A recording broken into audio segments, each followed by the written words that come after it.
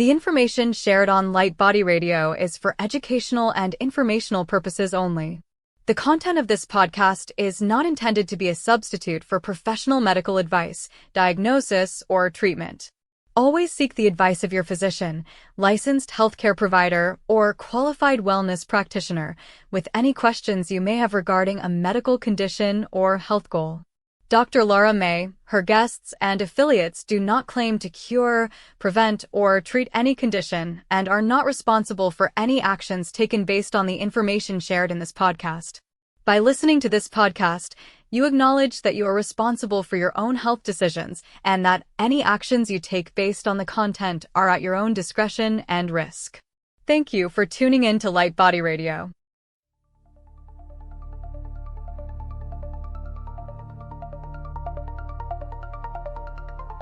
Welcome to LightBody Radio, where science meets soul and healing gets multidimensional.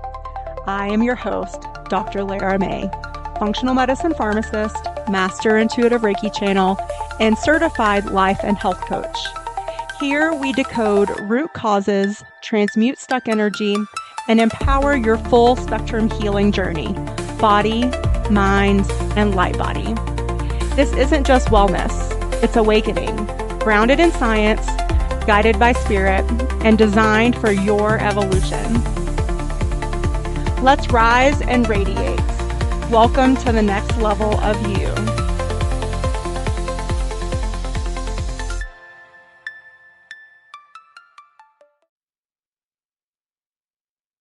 Hello and welcome to LightBody Radio. I'm your host, Dr. Lara May, and today we have with us Greg Lee.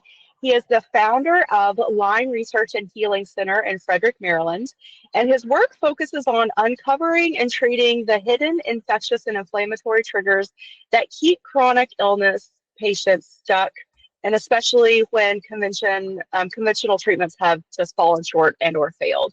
And so he uses an advanced medical scanning technique, very cutting edge. It's called frequency specific microcurrent, so FSM, and beside that, natural remedies and a general holistic approach to healing the body, minds, and their energy systems. So welcome.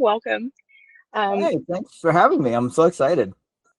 Yeah, so tell us how you got started in this, how you sort of found this method of approach, because I do think Lyme itself, but tick-borne illnesses, mold toxins, neurotransmitter imbalances, all of those things are issues that you address. And yep. I think they're very prevalent in the challenges of today when we step outside of typical allopathic approach to inflammation and disease states. Yeah, I got started. I used to work at NASA, like on the Hubble Space Telescope, in a robotics lab, on the space station. And I began having like cramping, gut issues, bowel urgency, and pain. And it was just like, oh, what's going on? I don't know. And I thought it'd go away. And of course it didn't. And I went to the doctor. He goes, oh, you got irritable bowel syndrome. And he gave me a medication and I took it. And I got really bad brain fog. And it didn't help my gut at all. And so I was like, oh my gosh, I'm screwed. And I started to have insomnia, anxiety, and my gut problems got worse with all that. And I got to the point where I was talking to people, and a colleague of mine suggested, why don't you try acupuncture? And it's kind of in the, cultural heritage here. So I said, hey, I got nothing to lose. I'm desperate. I'll go for it. And so I went to an acupuncturist.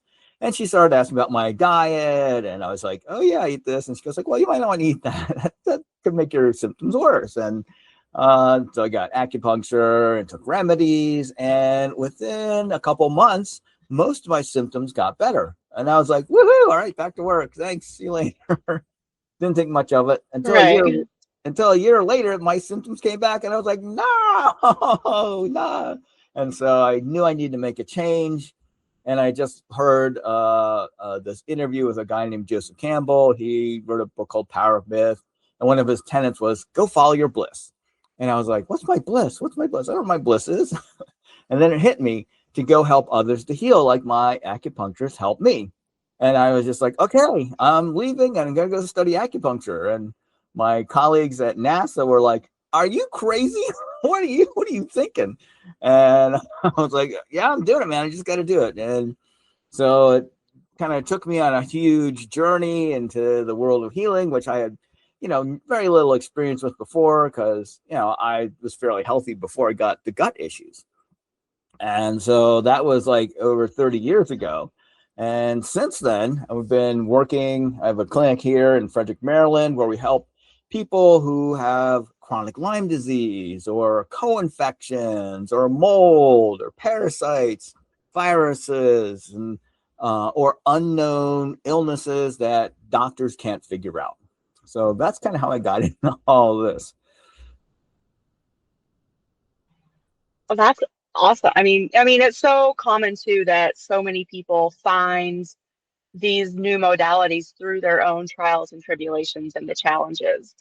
And so let's talk about the FSM approach specifically. Can you explain to our listeners a little bit more exactly what that is and how it works? So FSM stands for frequency specific microcurrent. It's actually a modality we use for treatment. We use a different system called the advanced scan, and that helps us to look at electrical signatures in the body of over 1,000 different infections, toxins, inflammation, cytokine compounds, neurotransmitters. We can look at 100 regions of the brain. We can look for functional medicine issues, gut issues, immune dysfunction, and all sorts of vagus nerve stuff, issues also. And because we're casting a very wide net, because we see people who've been to over 50 doctors or been through, decades of testing, and no one's been able to figure them out, or they haven't gotten much better. So we needed something to really help us do a deep dive into the system to really find what are the most important things to treat, because many of our patients come with a bazillion diagnoses and notebooks full of test results and remedies they've taken, and their whole history, and in shopping bags, and plus that's not even the remedies that they bring with them. So we have to kind of be better than their previous providers. So that's why we use the advanced scan to do that. Okay, that makes sense. And so let's just maybe start back with like the process that a lot of people go through. So what is missing through the conventional labs that your advanced scan uncovers and or reveals to you as a practitioner? Stealth infections is one of the things that we find a lot of, since we're specializing. We mainly communicate to the Lyme support groups or Lyme community, and in terms of our social media posts and going to those kind of conferences. Then we focus on those infections, and our patients also have mold mycotoxin exposure. So we also scan for different species of mold, Aspergillus, Stachybotrys, and so on, and their mycotoxin. And so this is relatively new kind of in Western medicine, maybe a couple decades old, where these patients have these debilitating toxic load that they cannot get out because they have mutations in their genetics, human leukocyte antigen genes, or they have methylation genetic mutations where they become harder to detox these things out of their system. So we look at that also, and like where are their detox blocks, genetic, is it on a gut level, liver, gallbladder, lymphatics, and so on. And that we're able to build like this model in the scan of each patient and see what are not only their triggers, what are their infections, what are their blocks, and then how are things communicating? Is the immune system talking to the nervous system? There's a thing called immune surveillance now, which is one of the more recent terms that I've heard about how the nervous system and the immune system don't talk very well together. If there's like disruption, it could be a traumatic brain injury, it could be that there's other kinds of trauma or just chronic issues in the brain which make it harder to communicate. And so the immune system says, hey, I got this infection, or I got this toxin. The nervous system doesn't get the message, or can't communicate fully to the immune system. Oh, go deal with that. Here, we'll go make some more antibodies or whatever. And so we see this like almost a non-response in a lot of these chronic infection patients. And we need to like unblock what's blocking it, but also to nourish, support, energize the nervous system, reconnect it with the immune system. And so we have multiple ways of looking at that in the scan, and then treatments and remedies to help support that healing. So I would imagine this is why a lot of people, like, they feel like they're doing all the right things, but then they're still struggling with things like chronic fatigue or brain fog or just this indolent inflammation that they can't seem to kick. Yep. That's kind of like the bulk of the people that we see. They've been to like top medical institutions and going for years and multiple specialists, and their tests come back, well, your tests are inconclusive, or we can't find anything wrong. That's a lot of the patients that we see, because they're looking for answers that they haven't been able to get. And that's what we help provide them with, that advanced scan. Yeah. And so I think another thing to sort of bring to light here is that while I feel like almost all practitioners have the best of intentions, but if they're missing these root cause things, sometimes the treatment modalities that they sort of prescribe or implement can really backfire and or make things worse. Have you seen that too? We had one patient, he went to the top medical institution in the US over a decade, 37 different times. And he kept getting worse and worse and worse and worse. And eventually he said, I can't even add two numbers in my head. He owned his own business, told his wife, I don't want to live this way anymore. And she goes like, well, let's try this other place I found. So brought him here, and we did the scan on him, and we found that he had mold from aspergillus and the mycotoxins in his sinuses. He actually had a building on his property which was full of mold that he didn't, he didn't know beforehand. He had a tick infection called brucellosis in his system. He also had a gut infection called Clostridia. And these are toxic infections that really debilitate, create fatigue, brain fog. And having all of these together was just a huge impact on his ability to think even, or have energy. He would normally get up at like 4 a.m., work out, do all this stuff. He was getting up at 11 a.m. because he was so fatigued and exhausted. And so he also had long COVID issues from elevated spike protein, from having had COVID. And so he had a lot of issues going on that we needed to address. So we did different, in the scan, we can also test for different treatments and remedies. So part of his treatment regime was getting enzymes to break up the thick blood that's caused by the COVID spike protein, the toxins from mold and tick infections. And also we did a treatment when he comes in the office, something called cupping and bloodletting. We're actually pulling out, blood out through suction cups. And his blood came out like cherry jello. You took the cup off and it just sat there. It was like, what? Most patients, we've done this, for several decades. So most patients are like freaked out when they're like, that's my blood. And afterwards they go like, my neck feels better. That pain is gone. Oh my gosh. Because you have all this stagnant, stuck, coagulation in the tissues and the vessels, and you pull it out. It's like, wow, I can, it's like I can throw away the, neck brace now. So it's wow. Especially the people who have poor detoxification or block detoxification, genetic mutations. This has been a game changer for them. So, and then we gave him other remedies and treatments for his infections, for detoxification, for replenishing energy, because he was basically had adrenal fatigue and mitochondrial energy depletion.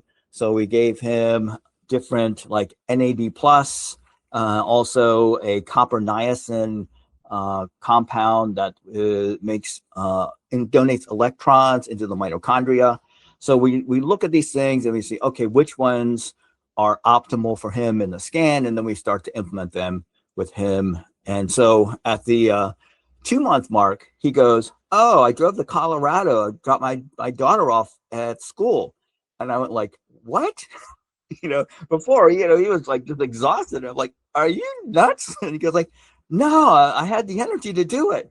And I'm like, "Well, I'm glad you did okay." And at the 4 months, he goes like, "You saved my life." And at 5 months, he goes like, "I'm taking my wife to vacation in Alaska. And you can give people my name and number, and they can call me, and I'll tell them what you did." So if you have the Nice. right diagnostics and you can address the deeper issues more effectively, then you can get this kind of recovery, even though he'd been, struggling for over, a decade. Mm-hmm. So I imagine too, this is like a stepwise process. Like, I mean, I know when I take patients through detox protocols, I'm very gentle with them because sometimes going through, especially when your body is so overloaded, it can be really rough on the system to, and like you said too, like you're sort of reteaching the body about how to actually do the process because it is so broken down or congested. Right. So this is where FSM, or frequency specific microcurrent, is also a game changer. There's multiple human studies on like athletes and animals where they have chronic inflammation, and then they apply the microcurrent anti-inflammatory frequency of 40, say, to the skin. And you find when they test it, 40 to 60% of their inflammation goes down within 3 minutes in these experiments. And so we have patients, chronic brain inflammation, gut inflammation, liver, gallbladder, lymphatic, and we can take the frequencies to not only detoxify, lower inflammation, inhibit infections, and send them into very specific cells, organs, tissues, systems of the body. And that is the super targeted treatment that we actually have. When we get patients in, we actually have 3 units that we put on them, dealing with like whether it be like toxicity or inflammation or healing the brain, so we can get significant improvements faster. So microcurrent, another game changer. Yeah. I learned about it actually at a conference. Cool. I mean, I learned about it at a conference. This yeah, keep radiologist going. was showing, hey, here's this here's this part of the brain. You saw this, and here's it inflamed. He kind of died, showed it was inflamed. Now I'm applying the microcurrent frequency, and you saw it go almost immediately. And I was like, I need that. And that's just like, over 15 years ago. And so I was just said, ever since I've been on a tear with it in terms of like just being able with the scan to determine where are the places that are most inflamed, toxic, infected, and then developing the customized treatments to go and treat those things. Nice.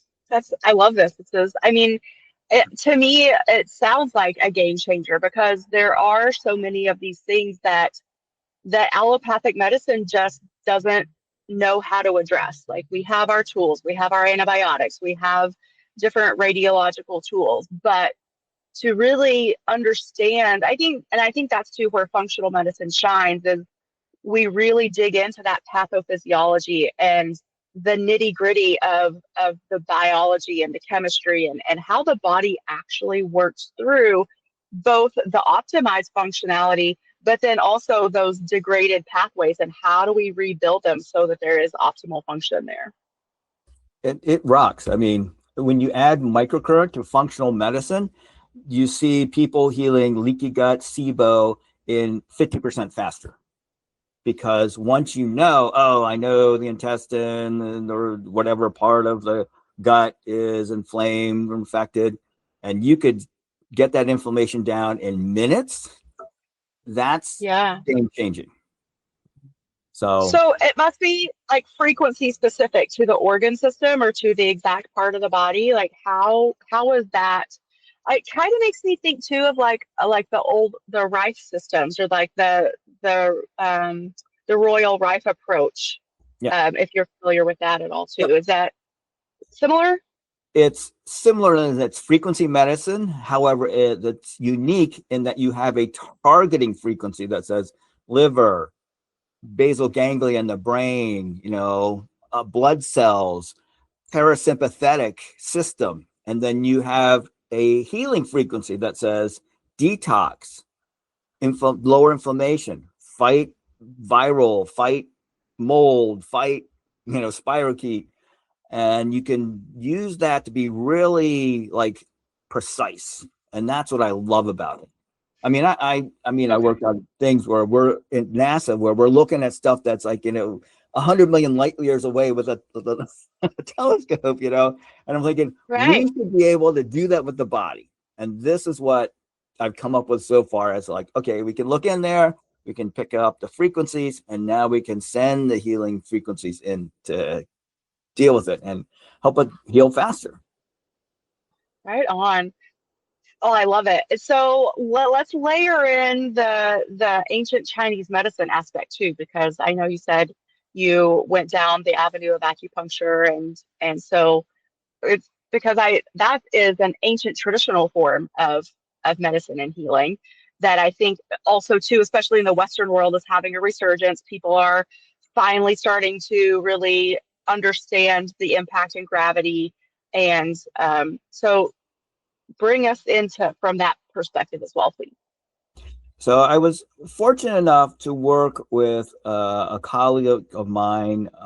His wife and I were in a company. His name is Dr. Heiner Fruoff, and he's the kind of guy. He's actually he studied Chinese as his his doctorate, and he takes people to China on these trips where they look at herbs and they look at healing, and they go to these like ancient masters.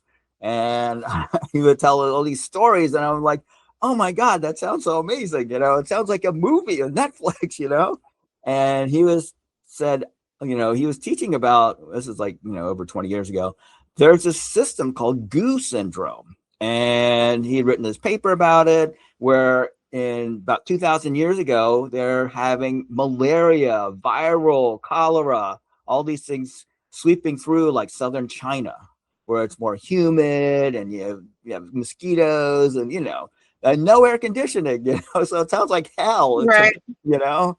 And so the medicines, the herbal medicines, the treatments of the time were not helping many of these patients because they had these toxic infections. And there was a subset of these GU syndrome practitioners that figured out you need these to get the toxicity down. So they found these certain kinds of remedies and treatments that really help detoxify the body gently, safely, more effectively than the other practitioners. And then over the years, they've written all about different ways that they use and different treatments to get things out of the gut, the brain, the whole system from these super chronic infections. And so when I heard that, I was like, this is what I'm dealing with day in and day out with Lyme patients. Oh my gosh, you just blew my mind, and ever since then, that's one of the architectures that we use in terms of how we look at patients and then how we guide them through. Because the first thing you do in GU syndrome, you don't kill the infections first because they're too toxic, they're too inflamed. You get the toxins down, you get the inflammation down, you rebuild the energy, you clear the pain and help their emotions, and then go after the infections, because now they can get out the stuff that's being killed off, the endotoxin and all that stuff. And then you go after biofilms, like where they're more hidden in reservoirs. And this is all kind of like mapped out in the strategy. And it's just kind of like, wow, how did you know? Why didn't I know about this 10 years ago? So that's been, and then the last one, kind of like the woo-woo thing, is you clear the bad spirits out that are gotten in or created the energy imprint in the patients. You clear that out of the patients. So you have this whole journey that you take people through that really matches these Lyme, mold, parasite, viral patients. Interesting. Let's go to the biofilm piece of it, because I don't think people, especially, even within like the realm of your most basic, I feel like scientific degrees, we don't really talk about biofilm a lot. Like we're maybe told like a few microbes make a biofilm, and then but unless you really dive deep into microbiology, most people are not aware of a biofilm and what it does. So can you explain that, please? Biofilms are basically slime, Yeah. There's healthy slime that our probiotics make that protect them, and they're good, man. It's like, hey, all right, we need that. And then there's the bad pathogenic biofilms, which protect the Lyme, the Bartonella, the parasites, the staph, the strep, and make it sometimes 100 to 1,000 times more drug resistant. So if in order to penetrate the biofilms, you had 100 times the dose, the patient would probably have their liver killed off and liver failure, at those high levels. I mean, you know better than I would. I mean, I have a pharmacist friend who said to me one time, almost every week, I have people coming in with multiple prescriptions, and I tell them, if you take this and this, you will die. Yeah. So, Or, it's a lot of reasons why some antibiotics actually will make you at extreme high risk for developing C. difficile. So Clostridium difficile, which is a very dangerous intestinal infection. So, it's like you need an antibiotic to treat this one thing, but then it's going to put you at risk for developing this other bad infection. So, and that is the exact reason why it's that biofilm aspect in that respect. So yeah, for sure. So a lot of our patients, like if they have interstitial cystitis, bladder pain, they have bladder biofilms, and their urine cultures are negative until we give patients things like eucalyptus globulus essential oil. And when they deliver it in an enema, it gets into the bladder and breaks up the biofilms. And then they do the urine culture, and there's all these things that show up. Weird fungi. We had one woman, she had a fungi that's only found on the shores of the Aegean Sea. And she'd never been to the Aegean Sea in her life. And, all sorts of like tick-borne infections also can hide out in the bladder, like Bartonella. We found a lot many times in patients. So this biofilms, it's kind of like, I used to work at a pancake house, and at midnight, when you went in the storeroom, you have all those little drips of syrup and stuff. You turn on the lights, and all the bugs go, they scatter. That's like you open the biofilm, everything in there goes, and like, the toxins, the inflammation, all the bugs reached out, and the patient has a flare up, and they're like, oh my gosh, what happened? So they have to be able to have the detox pathway open. So you have to get the inflammation, out effectively before you start ripping that stuff open. Yeah, and this is why it's so important to make sure you have, like you said before, and like I do with my patients too, we work on really reinforcing all of those sort of what I'll just call coping mechanisms in the body before we start the actual detox part, so that your body is strong enough, it has the constitution, it has the pathways that are functioning properly to deal with the fallout of what's going to happen, whether it's, because this is the same thing with parasite cleanses too. I have people, especially lately, I don't know why, asking me all about parasites and parasite cleanses. And I'm like, well, you can do it, but, let's make sure you're prepared before you go down that road. Right. So we usually wait at least a month, sometimes 3-4 months before we do parasite cleanses in patients. Most of our patients, they have congested liver and gallbladders. They even still have their gallbladder, their biliary trees are all inflamed.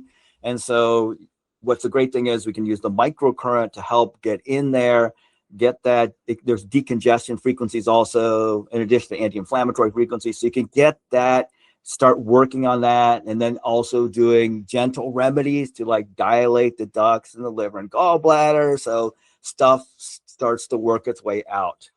And then when they're ready, then they can do like a liver gallbladder flush. We use a company called Physician Standard. We like theirs. They have a combination of amino acids and magnesium and other things, and also anti-parasite essential oils. And when patients do this, the theory is the patients, the parasites are getting washed out. They're going to lay their eggs. They're going to try to embed in the walls. They're going to try to survive. And you hit them with the essential oils first. That disables them enough so that they can't do that.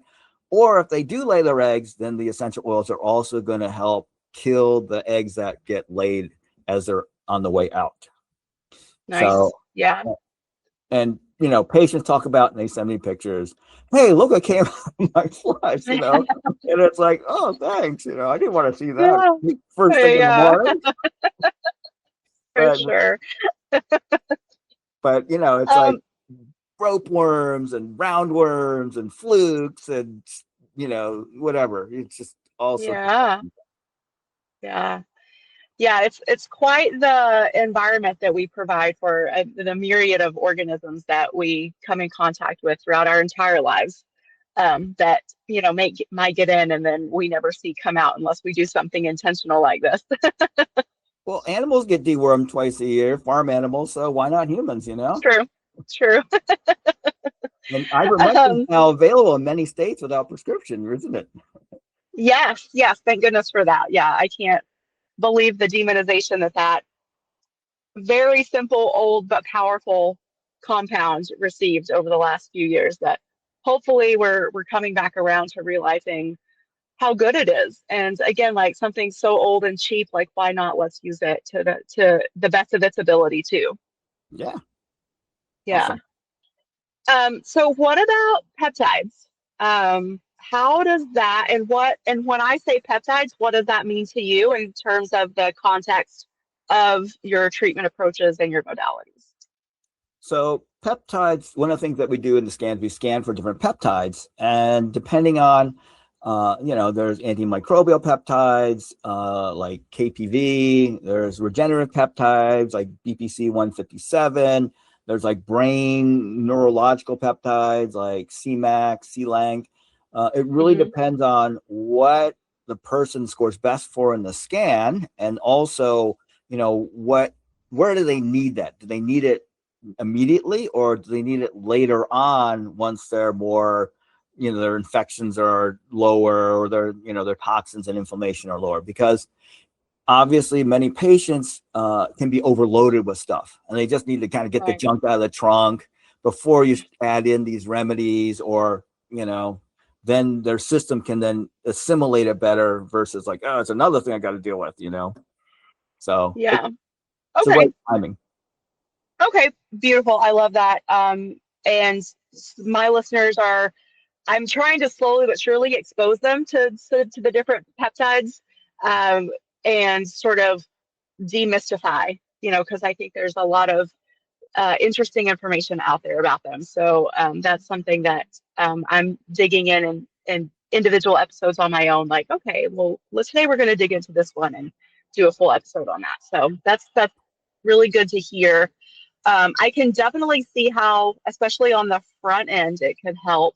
But both, like you said, depending on where the patient is, whether it's helping them restore function so that they're healthy enough to do the more intense treatment cleanses, and or once they're done, like then also to like focusing on that restoration on the back end. So I love that. Okay, so now as I'm just sort of going down this list of all these modalities that you included in your bio, which I love. So, but now I want to know about the molecular hydrogen therapy. So how is that woven in? Oh, that is amazing stuff. Hydrogen, it's very small molecule. So there's one of the ways is have patients inhale it. Goes right through the blood-brain barrier, lowers multiple inflammatory cytokines, neutralizes free radicals, oxidative stress. So a lot of patients come in and their brain is really inflamed, or their thoughts are racing, or they're anxious, or they can't sleep. And hydrogen is kind of like this, like, hey, let's just calm everything down. Let's just neutralize those toxins. Like there's one study it helped pigs with mycotoxins and detoxing that. And also just getting, like, patients come in, they have a brain infection. They often talk about, I feel like my brain's pressing up against my skull. And within minutes, like maybe 30 minutes, 60 minutes, they're like, oh, wow, that pressure has really gone down just by doing the inhalation of the hydrogen. And so you can also drink it. What we do in the clinic, I bubble it and drink it throughout the day, and we all do it because that is also another game changer for parasite patients. We had one woman, she went to different parasite, like Dr. Yu, he's one of the famous parasite docs, Klinghardt, and she wasn't getting much better. She came to us, and it's like, scanned her, and like, wow, your gut is really infected and inflamed. So we did a lot of the stuff to help get information down, the microkernel, all that stuff. And then we recommended, well, you really need to start drinking hydrogen water. So the unit we have has like a little fish tank bubbler, and you can make your own hydrogen water. And the first time she got her machine, she drank it. She goes like, oh my gosh, normally I'm sleeping like 12, 14 hours a day. I have so much energy. I can't believe it. I'm up at like 2 a.m. so much. And now, instead of like going all these docs, I mean, she was like chasing parasite treatments for over a decade. Now she's on Australia as a healthcare provider because of just, this is one of the things that really helped get her better so much in her gut and getting that, less inflamed and less toxic. Yeah. Beautiful. Wow. I feel like we've touched on so many different things. It's like, this is such a rich episode. I love it. So let's move more into now, which you did talk about when you talked about the goo. I want to say it correctly. Yeah, the goose. But there is this aspect that we haven't talked about yet, which is the mind, body, spirit connection. And so how do you support your clients, your patients through that aspect? Or do you find like that maybe a lot of them aren't ready for that yet, and that it takes them a minute to sort of open up? Because in my experience, I have 2 types of clients, and they're very different. Most of them are either like all in, or they're like, no, I just want the protocol. I'm not ready for, or they don't necessarily, quote unquote, believe in that whole, the triad of that connection. What's your experience like there? We get patients that they've been chasing this for decades and they're ready. They're like, I don't care, what I have to eat, what I have to take. I don't care how bad it is. I will do it. In other words, you get a kid, it's like, ew, that tastes like butt. Okay, well, I guess you're not going to take that remedy. So we have to meet the person where they're at and kind of walk with them as best we can. Some with baby steps. Other people, they want to just fly down and go, okay, do it all. So we get the whole range of people. Most of our patients have been through a lot. We're usually not the first stop on their journey. And they run through a lot of the Western medicine options. And they're like, okay, that didn't help. That didn't work. What can you do for me? And so they're motivated. They're ready. They're, they've been through a lot. So, yeah. Are there specific spiritual practices that you like to recommend, or do you just suggest that they find something that they resonate with? Well, definitely find something that they resonate with. And funny you should mention resonate. There's a practice actually in Chinese medicine is called Tong Shen Ming, or penetrating divine illumination. And one of the other healing tradition I studied was a Sufi healing tradition. It's called remembrance, where basically you choose a name or a phrase or whatever you call the highest source of healing. So it could be God, Jesus, higher power, unconditional love, essence of everything, whatever is that person's particular name or phrase they use for that. And they take time to repeat that name and receive. And many things can happen. They feel calm. They feel warmth. Some of the more subtle people are like, wow, that light is really beautiful. People can see the kind of energy and stuff. And as they do that, that's kind of like the first step. That's called alignment. And then the next step is containment, where they're actually making space in their heart to receive this light. It's almost like really filling their reservoir and and also kind of like the energetic heart, not the actual physical heart. And then they're also containing themselves in their energetic heart. So I have a lot of fatigue. My adrenals or my thyroid are depleted, or my mitochondria. So they make space in their heart to hold those, parts of themselves. And then they repeat that name or phrase and receive. It's almost like that's where the healing light comes in and begins to clean out whatever's stuck or the darkness, whatever you want to call it. And then things become more energized, more, I'm going to say for better, like a better term, enlightened, but more carrying more of that light. And as they do that, it's almost like they have more of an ability to transmit that within themselves and also outside themselves. So they may have a family member that they're concerned about. So we teach them, all right, you go into alignment, receive, then go in containment, go in your heart, make space.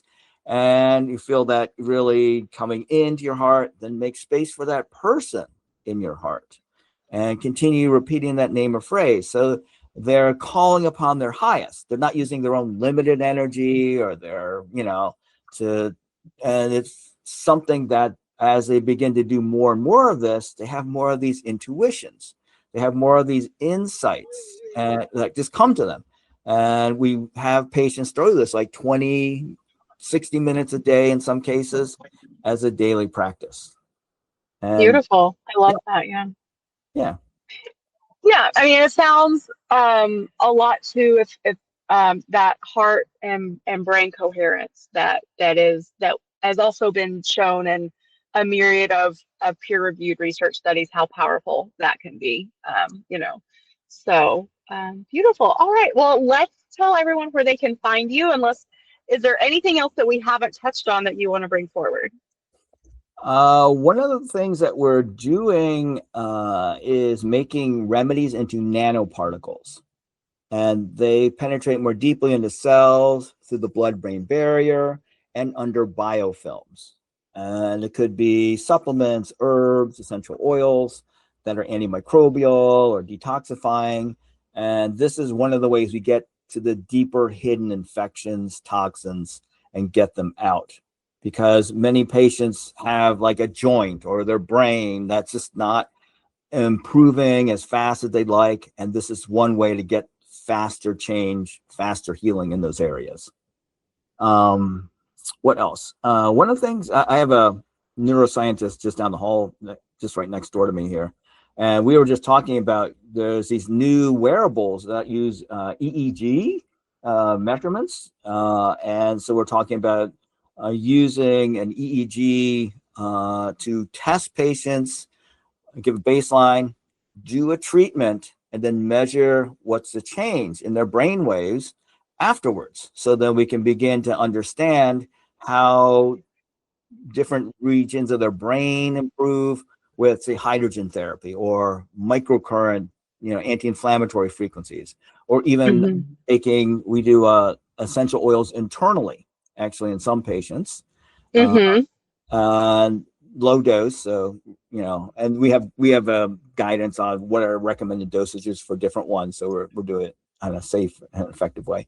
And when you do that, it gets into the lymphatic system in the brain and creates changes fairly quickly.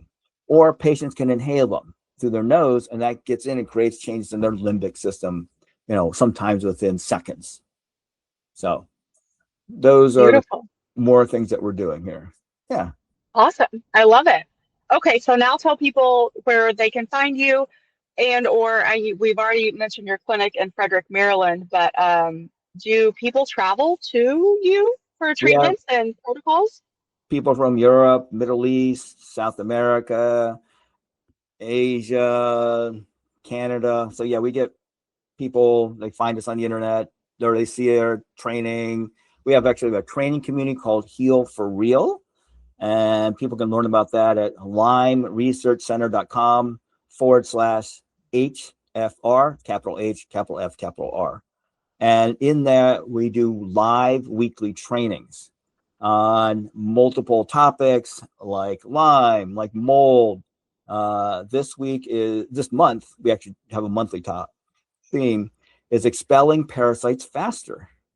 And I just shared a case study with a woman who had, whenever she would eat dairy, she would vomit and she'd almost be passed out for 2 days. Oh my And gosh. no one could figure out. She went to a functional medicine practitioner. Oh, you got SIBO. Treated her for SIBO. Still had the food reaction. Did not improve.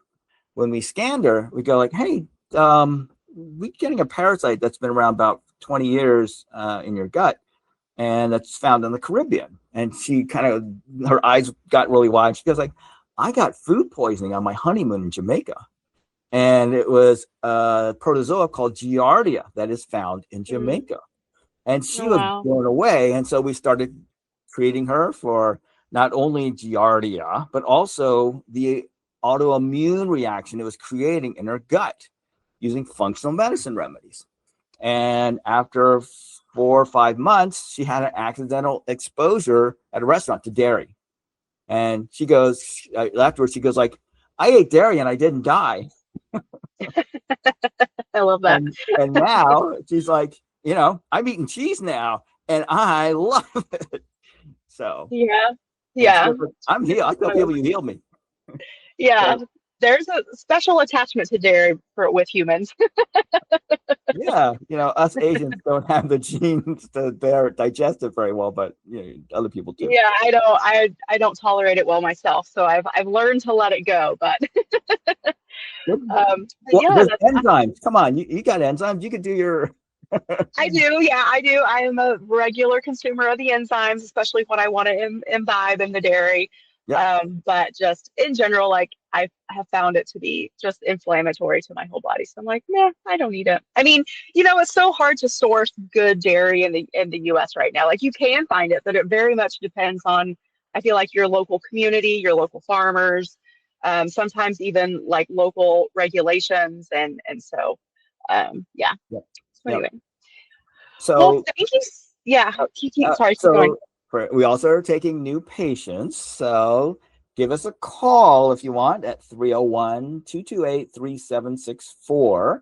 And we're happy to discuss the advanced scan and how we may be able to help you find hidden infections, toxins, autoimmune or immune system issues, and help you to get better more quickly by targeting what's really the hidden issues.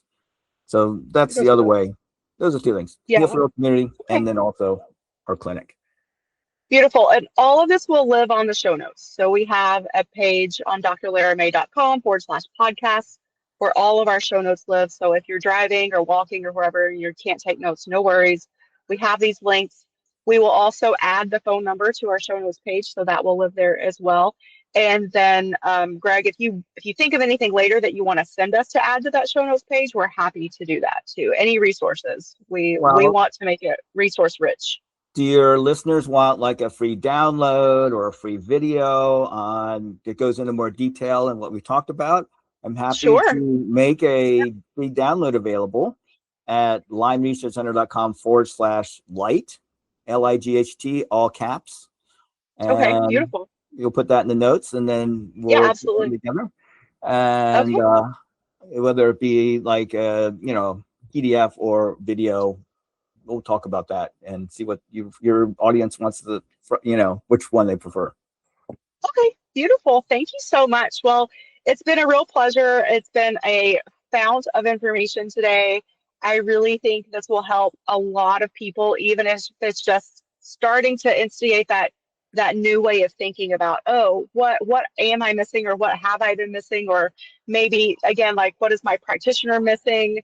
Even again, with the best of intentions, we can't all know everything. And so that's one of the reasons I do this show and I love this show, is because I get to bring together a myriad of practitioners in all those modalities to help as many people as possible. So thank you so much for talking to us today. Well, that's awesome. I've really had a great time talking with you, and thank you for doing this. This is awesome. Yeah. All right. Well, everybody, again, head over to lymeresearchcenter.com/HFR or lymeresearchcenter.com/light for that free video, I think it is. Yep. So, yeah, to get more information. And again, drlaramay.com/podcast for the show notes. And we will catch you on the next episode. Thank you, Greg. I really appreciate it. Thank you, Dr. Laura. Thank you for joining me on LightBody Radio, where functional medicine meets intuitive healing and transformation happens on every level. If this episode resonated with you, please like, share, and if you're ready to go deeper, visit drlaramay.com to book a functional medicine consultation or an intuitive healing session.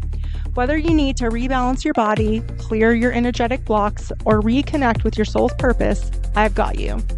You can also follow me on Instagram or TikTok at Dr. Lara May for daily inspiration, energy updates, and healing tools.